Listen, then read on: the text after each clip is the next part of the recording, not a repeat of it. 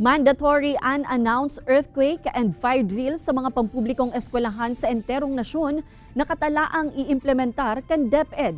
Mga estudyante asin para tukdo uyon daw sa nasambitan ng direktiba. Uyan report.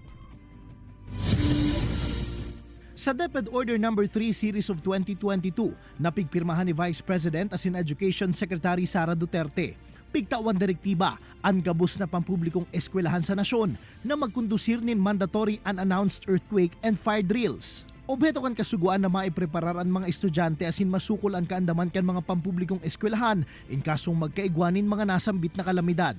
Inibasado man sa Republic Act 10121 o ang Philippine Disaster Risk Reduction and Management Act of 2002.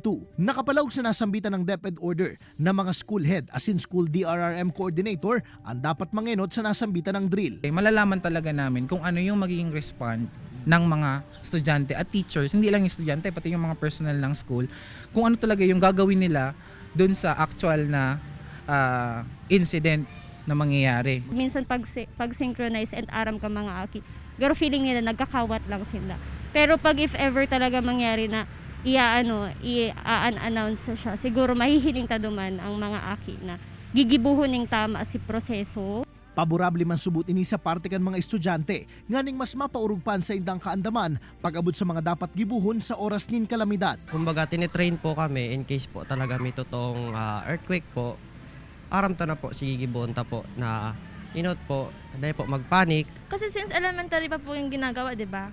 So dapat po, ngayon pong high school, sana dapat talagang na-stuck na po yan sa mind natin kapag pumaano ng earthquake drill. Plano mangi-implementar kan mga eskwelahan sa Bicol Region ang nasambitan ng programa sa paglaog kan masunod na taon.